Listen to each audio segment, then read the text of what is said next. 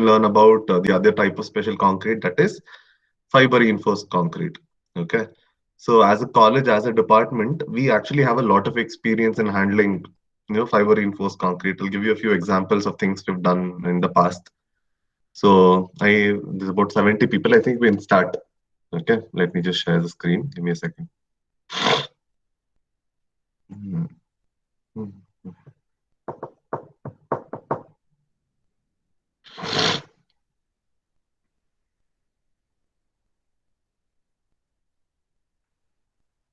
The screen is visible.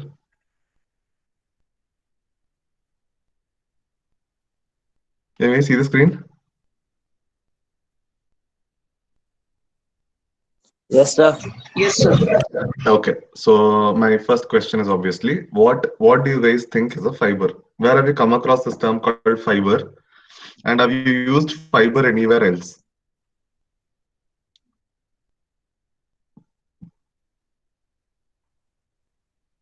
Anyone?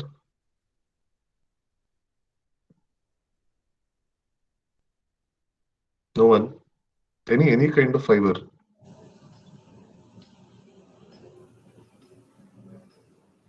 Yes, someone is unmuted. Car bumpers. In what? Car bumpers. Okay, correct. Okay, that is actually a fiber composite. Where else? I mean, look at around you. What do you see? If you're wearing clothes, it is made of fabric that is made up of basically fibers. Okay, anywhere I mean, whatever you take around you, it is going to have some kind of fiber in it. If you have bags, you probably have nylon. If you have clothes, you have silk, cotton. Okay, these are all fibers. Okay, now what is the purpose of incorporating fibers into concrete? Why can't we leave concrete by itself? Why do we have to keep adding stuff into it to, you know, make it better? So, what do you think a role of a fiber is that we add it into concrete? Anyone?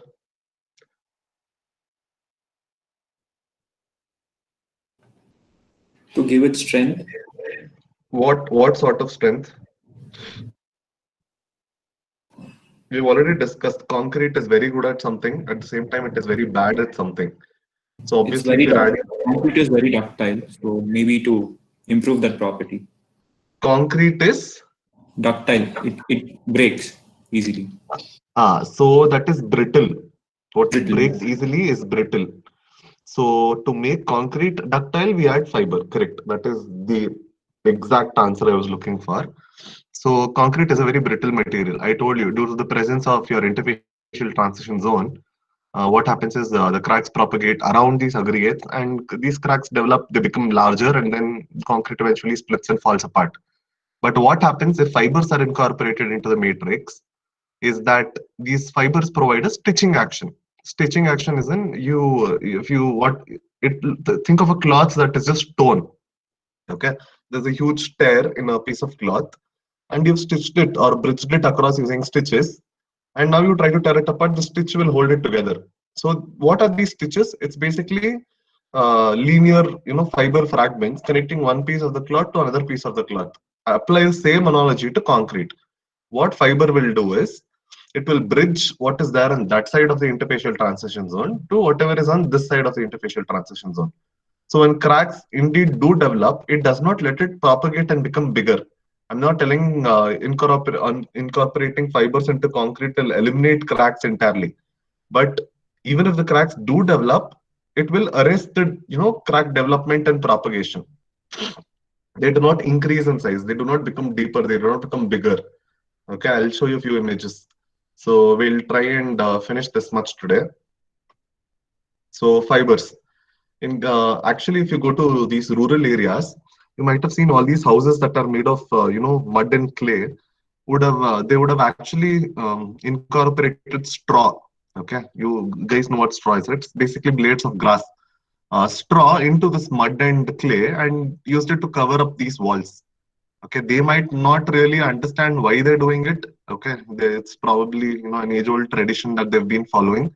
But from an engineering perspective, incorporating these straws or grass into your mud or clay will actually prevent it from cracking again. If you've seen wet clay, when it is wet, it is fine. As soon as the clay becomes dry, you can observe cracks on the surface of the clay, correct?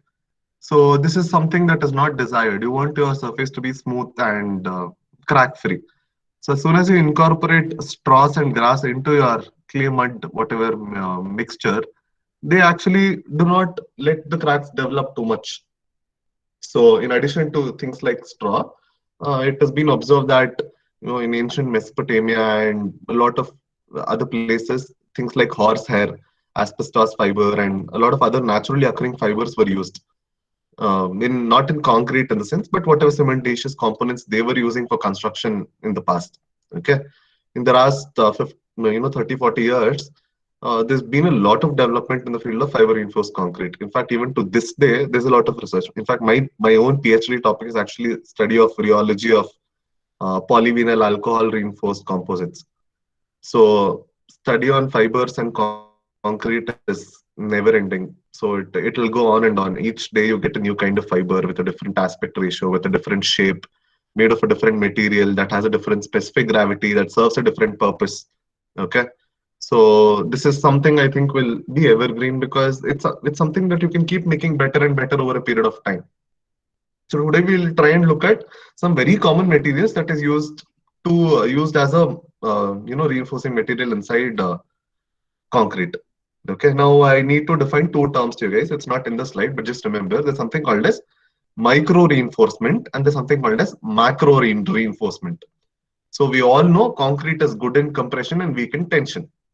So in order to deal with this incapability of concrete to take tension, we have developed something called as reinforced cement concrete. We bring steel bars, we put them inside concrete that should be capable of taking tension. You remember all those pictures that I showed in the last class with dense reinforcement? Those steel bars is what we call macro reinforcement, meaning it is present at a macro level. You can see the steel, you can feel the steel. It is there to take care of the larger tensile stresses that are developed. On the other hand, these fibers that we incorporate is called as micro reinforcement, meaning it is still being reinforced into concrete, but not at a huger level, meaning the volume of fiber incorporation is normally limited to 1 to 2%. Maximum you can go is up to 3% or 4%. Beyond that, your concrete becomes unworkable. So just get this point clear. So when I say fiber reinforced concrete, this reinforcement is only at micro level. And just because I'm incorporating fibers into your matrix, you cannot eliminate your macro reinforcement entirely. If you're building an RCC, your steel rods, your TMT bars should still be there. Okay, it's not like I use micro, so I'm going to eliminate macro. Macro is a fundamental necessity. Micro, we'll see what applications it has and what changes it can make to concrete's behavior. Okay, so the definition, like I told you, your traditional concrete, and into this we disperse fibers, it becomes fiber reinforced concrete. So you can have different types of fibers that are there. So like steel, glass, natural, synthetic. Can you guys before we move on to the next slide, can you guys give me example of natural fibers that you see around you that can be used inside concrete? Any two or three?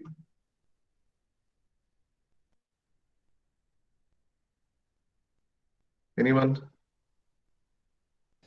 Sir, coconut bush we can use, like it is very hard. Correct. We can use coconut, that coir that is there. What else? Jute. Jute, excellent. What else? Like you More common. also, sir. What? Straws, grass straws. Yes. Okay. And in addition to this, you can use things like cotton and all that. So excellent. We'll move on and see what different types of fibers are there. Okay. And this I'll skip through because I've already told you why fibers are used.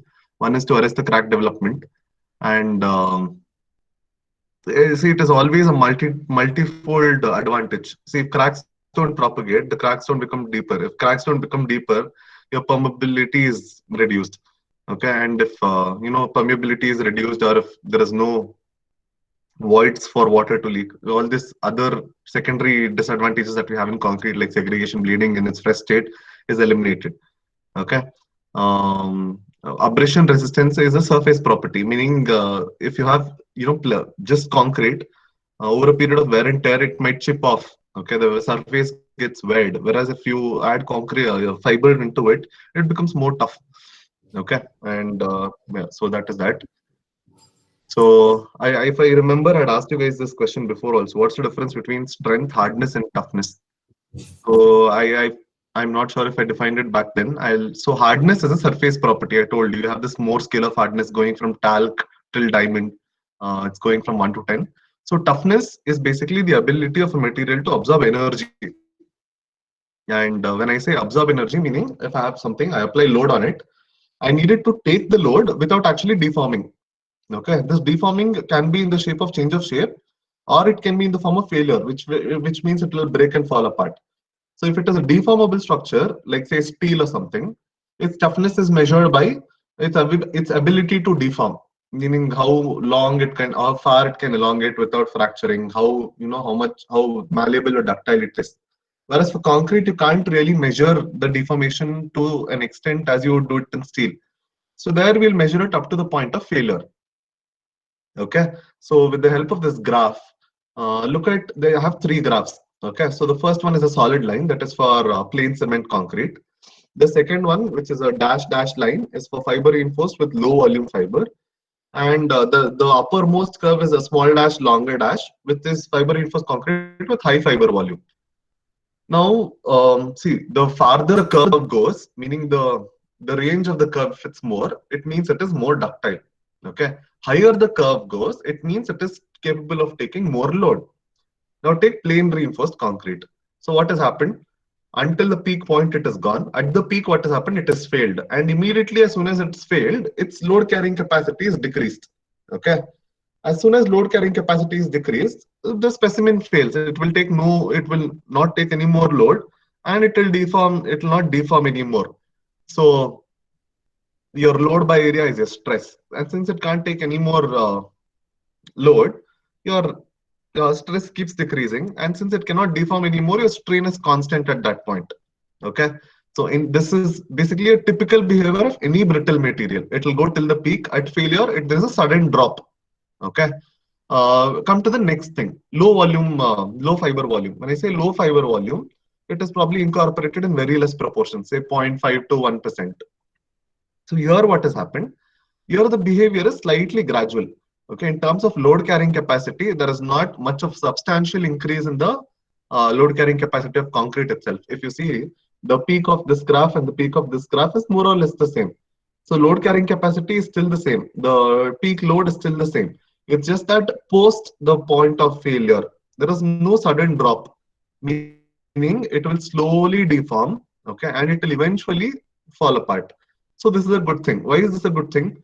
When you have all these structures, in cases of where you have cyclic loading or earthquakes, you don't want your beams and columns to crack and fall apart suddenly. Okay, even if a crack develops, it needs to give you enough time to at least get out of the house, so that there is this life safety thing under question. So as far as possible, we try and desire materials that behave like this. Behave like what? Where there's a delayed failure, meaning there's no sudden snap and it will not fall apart. The eventual failure of the specimen is still there, but it is going to be more gradual. Okay, slow. It's a very slow process. Now take the topmost curve. Here what has happened, we've incorporated fiber at a higher level. So at this higher level, say about 3 to 4%, it has a twofold purpose that we're doing. One, it is not only increasing the ductility of the material, but it is also improving the strength or the load carrying capacity. So that can be observed in the peak. So here look at the highest point of the peak here, meaning up to this point, it can take a load. It can take a stress up to this point. Okay, and beyond this point, look again, it is not going to fail suddenly. This failure is going to be a gradual thing. So you'll need to, make a note.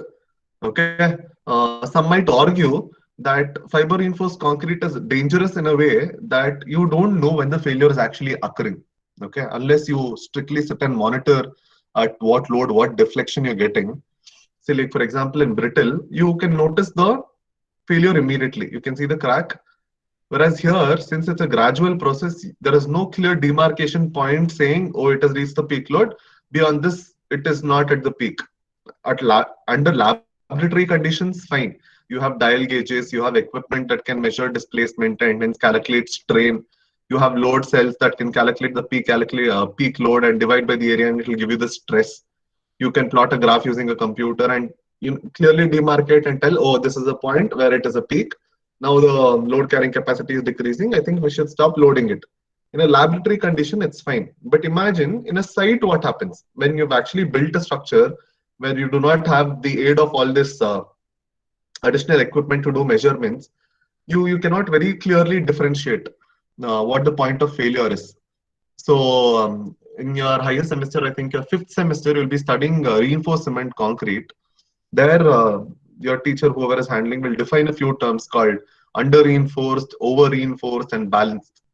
So we actually deliberately design our materials to be under reinforced. Okay. So the design philosophy you learn, when you reach that stage, because it's a little complicated for me to explain and for you to understand now. So just remember, too much of a fiber is also a bad thing. Okay. So incorporate fibers to the extent that it improves your ductility, not to the extent that you cannot gauge at what point your specimen is going to fail. Clear? So this is how it looks. So I have two beams, one without fiber and one with the fiber. They have been subjected to the same amount of load. So the top thing is plain concrete. See how the crack is. See how it is cracked. Since it's a brittle failure, it started cracking at the tensile end, and the crack is deepened and it's just snapped apart. Whereas the same size specimen with fiber, due to this stitching action of the fibers, despite the cracks being formed on the tensile end, it's not letting it propagate. Okay, it does not let the crack go deeper. So does this mean it does not fail at all? Obviously, if you apply more load, eventually those fibers will give away. The fibers might themselves fail, or the concrete surrounding the fiber might fail. Something will happen. But at least in a way, the performance is definitely better than a specimen without fibers. So these are some examples. See, these are, how do I say this? These are just very representative. Under steel fibers, you have thousands of different types of fibers again. Like for example, this is something called as jagged or a zigzag fiber. You have something called as a two-fold fiber. You have something called as single-fold fiber. So under steel fibers itself, you have various kinds of fibers based on shape, based on diameter, based on aspect ratio, and a lot of things. So this is just for representation sake. So you have steel fibers, you have glass fiber. Has anyone been to the Infosys office in Mysore? Or has anyone seen it? At least it's actually built by Shobha Constructions, Shobha Builders. So from outside, it looks like a palace. Okay. So maybe I'll show you the photo and I'll explain it to it. And next you have carbon fiber, which is, coming up in a huge way because its advantages are not only, limited to improving strength and ductility, but it is also very conductive. So you can use it for structural health monitoring purposes, where you have to pass electrical pulses through concrete to do measurements. It is very good. And then you have cellulose. Cellulose is basically any plant-based fiber that is there. And then you have polypropylene and nylon fibers. So if you've seen those two concrete canoes that we made and kept in front of our department, it is all polypropylene. It is all polypropylene. Whatever almost all the projects that we've done in our college, we've only used polypropylene fiber. One, because it is very cheap. It is manufactured by Reliance Industries and it is trademarked under a name called Recron. Okay, we specifically use polypropylene fiber called Recron 3S. The different kinds, but this Recron 3S is very cheap. So that is again something. Next you have nylon, and then like someone mentioned, you have this coconut coir, and then you have straw, which is hay. So I'll quickly run through. I'll share this later. I've just listed a few points for each of the type of fiber. We'll run through them. Okay, steel fibers normally they have an aspect ratio of 30 to 50. You guys understand what I mean by aspect ratio? Does anyone know what aspect ratio is? Where else have you come across this term called aspect ratio? Anyone? So the relative amount of fiber used which are added to cement. That is your no approach So aspect this is ratio. sir. It is the ratio of width to the height of a component. Correct. So aspect ratio to be more, whatever you said is perfectly correct. But instead of calling it width, what we do is we call it the least lateral dimension, because some people might call it thickness, some people might call it width, some people might call it breadth. Okay, so to remove this item of confusion, we call it the ratio of least lateral dimension to the length or its height, whatever is the longest dimension. So this is the aspect ratio. Aspect ratio can be very important in the sense, if the fiber is too short, okay, its stitching action is not very adequate. If it's too short, it does not really serve any purpose. It does not hold cracks together. At the same time, if the fiber is too long, what would happen if the fiber is too long? Anyone? I mean, it's a problem all of us face, especially during the lockdown. You guys must have realized when you did not have haircuts and your hair has grown too long. What happens when it grows too long?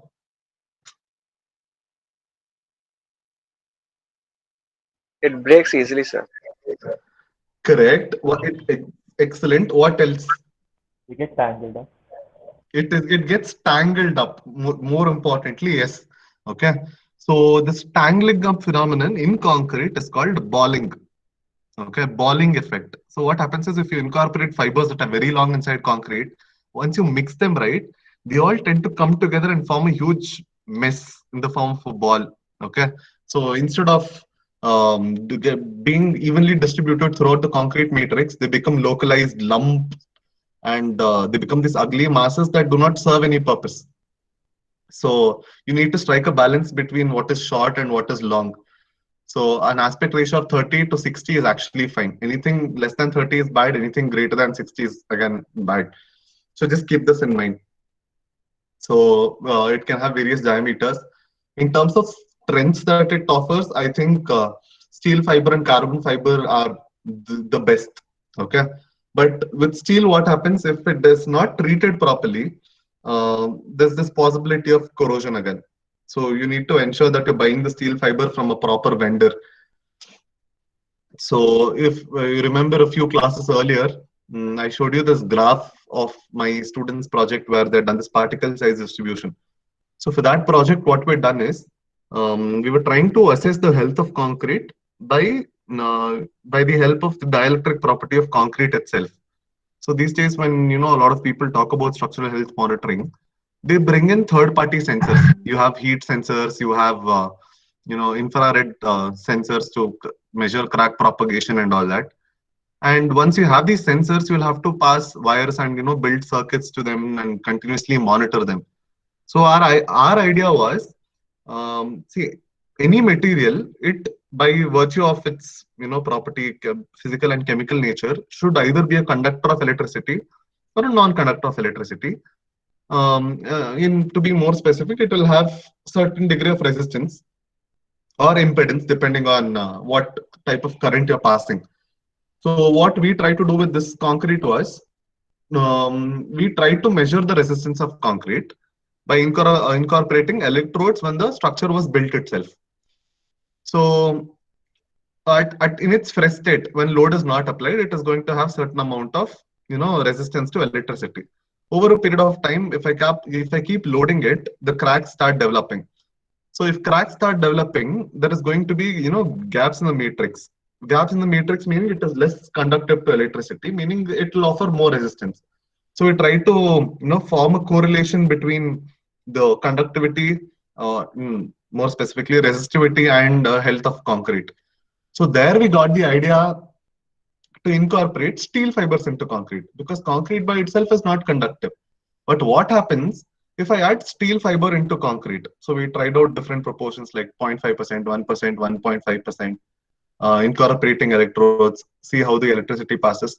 The project was, hugely successful to an extent. Maybe in the future, once you guys are in your final year, some of you guys can continue the project. Okay. By then, hopefully, if the colleges have opened and you guys are back. So that is as far as steel fiber is concerned. But yeah, you will have to take care of what the the corrosion is a huge problem. Okay, that's something we also faced. When you incorporate steel fiber and put it inside the curing tank for 28 days, for 28 days it is going to be inside water. We take the specimens out of water, you can clearly see that whatever fiber is there, around the fiber there's a little bit of rust. So that is a problem. Okay, next you have glass fiber. So uh, it has high tensile strength, and yeah, the length is fine. So yeah, maybe these three terms I should have defined earlier. You guys, I think I've told you what flexure is. I remember I do this figure of a beam that is loaded. So for now, just understand flexure means bending. Okay. So flexure is basically when a beam bends and you have compression on one side and tension on the other side. So when we say flexural strength is increased, it means it offers more resistance to bending. That is all. In your strength of materials, till which chapter have you come? Have you started bending already? Okay. So maybe once you come to the bending chapter, you'll study something called as the Euler-Bernoulli beam bending equation. We'll talk about flexure at a later point when we're doing the strength test also. Let me know once you've come to bending and strength of materials.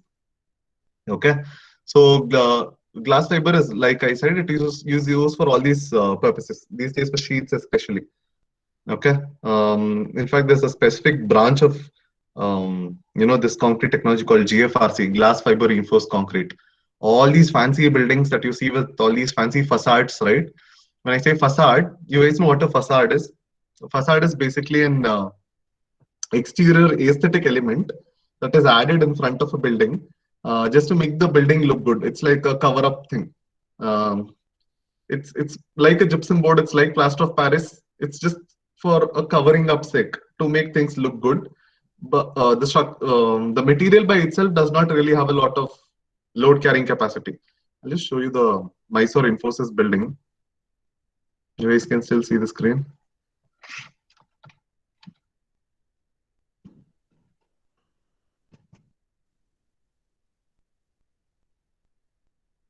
Okay, so this is how the Mysore Infosys building looks. Literally looks like a palace. Okay, I wish I had actually been there when the building was being constructed. So on the outside, you might think that this entire thing was probably built in stones and all that, but in just behind this outside facade, right? You actually have a very luxurious structure that is made of normal beams and columns, that is made of normal concrete. But when you look at it from outside, it does not look like that. So the entire exterior that you see, it is all GFRC facade. Okay, meaning you basically have a normal RCC column inside. Just to cover it up, they have built all these exterior skeletons made of glass fiber reinforced concrete and put it as a cap or an outer covering on that. So that is GFRC for you. So it does not really have a lot of structural purpose in itself, but you can mold it into any shape you want. You can make a dome out of it. You can make a circle out of it. You can make anything, and all you have to do is go and place it on your regular structure to make it look very good. And like I said, since you're using glass fibers, the abrasion resistance is very good, meaning it is very less prone to weathering. So it is an excellent material to use as an exterior coating on the outside of any structure, because it does not get affected by sun or rain or whatever. It does not become dull over the years. And since you use GFRC, you can add whatever color you want during the manufacturing stage itself. So you don't really even have to paint over it. So the exterior looks like you've actually finished it out of stone, since there's no paint. Getting back to this. So that is as far as glass fiber is concerned. So synthetic, like I told you, you have a lot of things these days. You have polypropylene, you have polyvinyl alcohol, you have polyester, you have nylon. Okay, these are all very cheap. This is the cheapest that is available in the market right now. And most of these products are actually byproducts of the petroleum industry. Okay, so the same process where your petrol, diesel, etc. is manufactured, the end byproduct that is there is basically screened and filtered and drawn into these fibers. One very good thing about these things is it has a very what do you call it? It's very temperature resistant. Okay, and it is very lightweight also. So compare it to your steel fibers. its specific gravity is very less. So when you incorporate it into concrete, it is as good as you've not added it at all. So it is a very good thing, all the synthetic fibers. And then natural fibers, again, to be used strictly in areas where you don't really have access to anything else, okay, or maybe for research purpose, the rural areas, etc. Nowhere else do you use natural fibers, because if they're untreated properly, not dried properly, or if it's used in its raw state, what can happen is anything organic will decay over a period of time, correct? And in concrete, you obviously have water and secondary byproducts of hydration like calcium hydroxide and other things. So you have this alkaline environment inside concrete. To add into that mixture, you're incorporating your natural fibers that might decay. So the end result is not really, good. Whereas maybe whatever like our ancestors did in with use of say mud and clay, where hydration is not really a thing. You only have clay, which is not really chemically active. It does not really react with coir in any way. So if you've dried and cured your natural fibers properly, and then incorporate it into mixtures where there is no hydration as such, I think it's fine. But again, the load carrying capacity cannot really be compared to concretes with the other kinds of fibers. Okay, so this is quick tabulation and comparison of different kinds of fibers. The tensile strength, the Young's modulus. Look at the Young's modulus for steel fiber. Nothing even comes close to that. Okay, so in terms of it's the stress versus strain behavior. Steel is very good. Okay, but at the same time, look at the specific gravity. Okay, it's very high compared to all these what do you call this? The synthetic fibers, polypropylene, nylon, and the acrylic fiber. They were somewhere close to 1. Whereas compared that to steel, it's very high.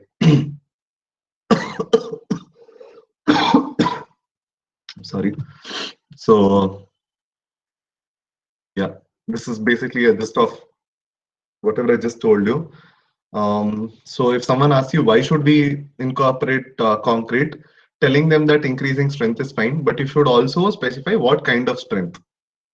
So adding fibers into concrete does not change the compressive strength at all. Okay, maybe there might be a slight increase, but it is not substantial increase. The reason why we incorporate fiber into concrete is to increase its flexural and tensile strength. Okay, not to improve its compressive strength, because we know concrete is already good in tension. We don't have to deal with that. Next is the modulus of elasticity. You guys know modulus of elasticity is right. What else is it called? It's called something else. Young's modulus. Correct. It's also called Young's modulus. In your physics, you probably denote it by Y. In engineering, we denote it by E. Okay, your Young's modulus is E. So for every 1% increase in fiber, your modulus of elasticity increases by 3%. Okay, so this 3% might look very meager now, but it's actually a lot. Okay, just keep this in mind. And flexure, like I said, is the key reason. I wanted to resist more bending load. Okay, and look at the increase in flexural strength. It increases 2.5 times by using 4% fibers. When I say 2.5 times, I'll tell you the typical range of flexural strength of concrete. It's somewhere around 3.5 to 4 MPa. Okay, nothing. Imagine 2.5 times of 4 MPa. How much is it? It's close to 10 MPa. Correct. So it's a lot. Okay, the flexural strength increase. The increase of flexural strength is very good. So that is the main reason. In addition to this, we have something called a split tensile. So the way we do split tensile is, how do you do tensile test on steel? So you basically have this dumbbell-shaped specimen. You place it under a UTM and you keep extending it. At some point, there'll be this cup and cone thing, and it will break. Okay. Whereas for concrete, you can't do that. Why? Because concrete is weak in tension. You cannot do a direct tensile strength on concrete. Meaning you can't make a rod out of concrete, put it under UTM and pull it apart. It will not obviously work because it's a brittle material. So in for concrete, we measure the tensile strength in an indirect way. I wish I had the figure. Let me Google that again. 1 second. So what we do is we apply compressive force on a, okay, this figure should suffice. So this is a split tensile test setup. So what we do is, instead of using the cylinder upright, we lay it down and we apply load from top along the length of the specimen. Okay. Because of this, what happens is there is a uniaxial compression and uniaxial tension that is developing. So uniaxial compression is from top. If I'm subjecting it to compression, in order to you guys know what Poisson's ratio is, right? So to counter this, it has to expand in some other direction. So in case of steel, what happens if I take something and I drag something, it will elongate in the direction in which I'm applying. If I compress it, it will get compressed. If I elongate it, if I pull it apart, it will get elongated. Whereas in concrete, what we try and do, we lay the specimen down, we apply the load like this vertically, and to resist this, the concrete will start spreading in the horizontal direction. So this horizontal direction expansion that happens is basically tension, because particles are moving apart. And as an end result of this, the specimen will split in the middle. Okay, there's a crack exactly in the middle. So this form of testing is called split tensile test. It is not a direct tensile test, it's a split tensile test. So the split tensile properties of concrete also improves when you incorporate fiber. Now this is again about 2.5 times of unreinforced concrete. So as a thumb rule, maybe you can write this down somewhere. It will probably be a quiz question. So your split tensile strength should approximately be 1/10 of your compressive strength. Okay, 1/10 meaning if I have a concrete whose compressive strength is 20 MPa, my split tensile strength should at least be 2 MPa. Okay, and my flexural strength should be 0.7 root FCK times. So this flexural strength is there, right? The code book says it should be 0.7 into root of your grade of concrete. My flexural strength will be 0.7 into root of 20, whatever the number you get. So these are all key points you need to remember. So next, toughness I've already mentioned, and impact resistance, yes. It's mostly used for exteriors. If you notice something that can be subjected to bombardment or something, you don't really use fibers for interiors. There's actually one more place where fiber is used. All these boats that are there, steamboats, etc. They're all fiber reinforced composites. Because one, they have impact resistance, and because they have impact resistance, they're capable of absorbing more shocks. So whenever something travels over water, it is repeatedly subjected to these waves or bouncing action. So you need something that can absorb this energy and dissipate it by not cracking. So that way fiber is good again. This is just repeated. You guys know what torsion is? Anyone? So twisting. So in civil engineering, torsion is something we don't prefer at all. Okay. So in fact, if you take any structure, we try to make sure it is not subjected to torsion in any way, because torsion is like a two-dimensional bending thing. So when I take a normal beam bending that happens, it happens along one direction, meaning it will either bend downwards or upwards. Whereas when you take torsion, it is a plan to it is a, what do you call it, bending along a plan. So if I take a column, for example, and I twist it, so you can, I think you should be able to visualize this when I say what I mean by two-dimensional bending. So it is not as simple as telling there's compression on one side, there's tension on the other side. It is a huge problem. Okay, so torsion is something that is to be avoided. But yeah, if you incorporate fiber, it is going to be slightly better. One places where torsion cannot be avoided at all is slabs. Okay, so what happens in slabs is these corners of the slab, maybe you can do this as an experiment. You tear a paper, okay, and put this page of paper on top of an empty glass.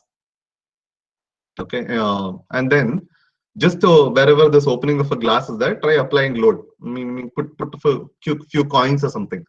So despite the load being applied in the center of the paper, you can see that the corners of the paper is getting uplifted. Okay, and this uplifting might look like a linear behavior here, but in concrete it is actually twisting. Okay. So in some places, like I said, torsion cannot be avoided at all. So in RCC, you learn we actually provide like a 3-layer reinforcement there in 3 different directions to tackle with this torsion. So maybe if we incorporate fiber there, the cracks that will propagate is actually less. Okay. Next, what do we have? Okay, shear, cracking, and deflection. You guys know what shear is? What shearing action of what shearing action is? Tangential force. Correct.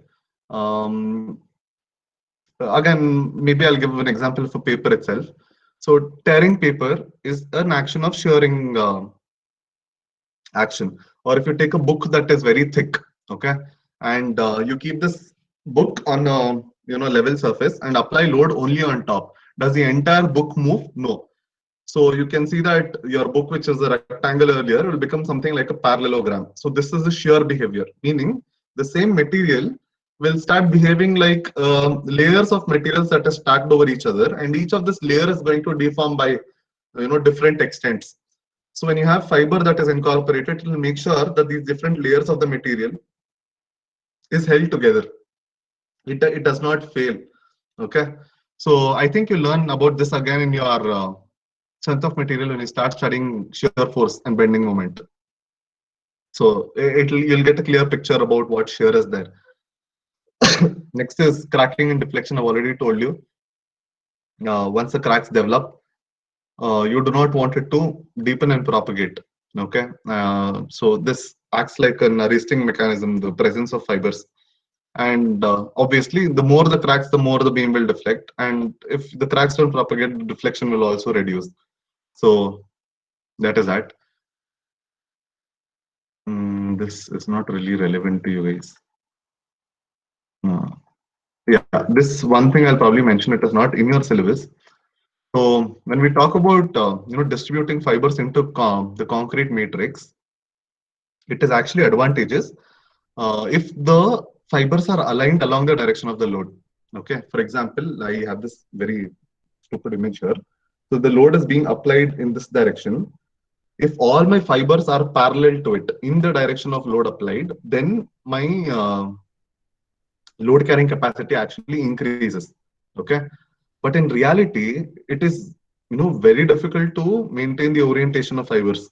There have been researchers who have tried a lot of things. They try to pre-magnetize the fibers, and then they try to create a magnetic field and ensure that all the fibers are oriented in a certain direction. But again, this can only be used for metallic fibers that get affected by the magnetic field. But in reality, 99.99% of all the fibers that we do will end up like the image on the right here. It is all random distribution. You can never ensure even distribution of fibers no matter how much you try. Okay. It is humanly impossible because you have like, for example, if you take polypropylene fiber, if I take just 1 gram, okay, there is about 10 power 5 fibers in that. That is a lot. Okay. And it is humanly impossible to make sure each one of those fibers is oriented properly in a certain direction. So researchers have basically given up on this orientation of fiber studies because it is difficult. So random distribution is something that we do. And there's a huge debate that goes on, at what stage should fiber actually be incorporated into the concrete mix. So a lot of researchers actually suggest you mix concrete like you would do a traditional concrete. And at the end of this, you incorporate fibers. Okay, once the entire concrete matrix is prepared. Whereas a lot of researchers actually feel we need to incorporate the fibers and distribute them before the water is added. Okay, because once the water is added and then you try adding fiber, this balling mechanism starts exhibiting itself even for lower, lesser length fibers. Whereas if dye distribution happens and then you add water, it's slightly better because before you've incorporated water, most of the distribution is already happened. So I personally prefer the second method. So you mix your dry items first, that is just aggregate, sand, etc. And then add cement. Immediately after you add cement and before you add water, you add your fibers. Okay, and give it a few runs, and then you add water. At least based on my experience, I think this is a better method, at least with polypropylene fiber. So in case you guys have to do some project in the future, use this method. And there is, one more set of people who do something slightly different. What they do is they mix fiber inside water, okay, and pour this fiber water mixture into the concrete. So this can work for certain kinds of fibers where the fibers don't stick to each other, like steel fiber, for example. There the fibers don't really stick to each other.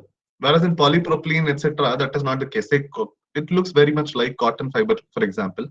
All these fibers, due to their tiny diameter in nature and due to static electricity, all of these fibers are sticking to each other. You put them in water, they're not going to get dispersed. So that is a problem. Okay. I think we'll stop with that. Your syllabus only says fiber reinforced concrete types and applications and its uses. I think we've done more than enough. Okay, it's like an half-an-hour topic. We've done about 50 minutes. I'll share the entire slide. In the end, there is a case study of project. Okay, you can take a look at it of where it is being used. With that, we'll stop today's class. Next class, we'll do high performance concrete, and with that, we'll be done with this unit. Clear? Any doubts with today's class? I actually want 1 second. I'll just want one more thing. So the last time I handled this subject, so as a part of self-study, I actually announced a competition. Okay, it was called fiber reinforced bowling ball competition. So what the students had to do was, I'll show you one of the old reports. So they had to make a bowling ball. You guys know what a bowling ball is, right? So they had to make a bowling ball out of fiber reinforced concrete. So making a cube out of concrete is okay. Making a beam out of concrete is okay.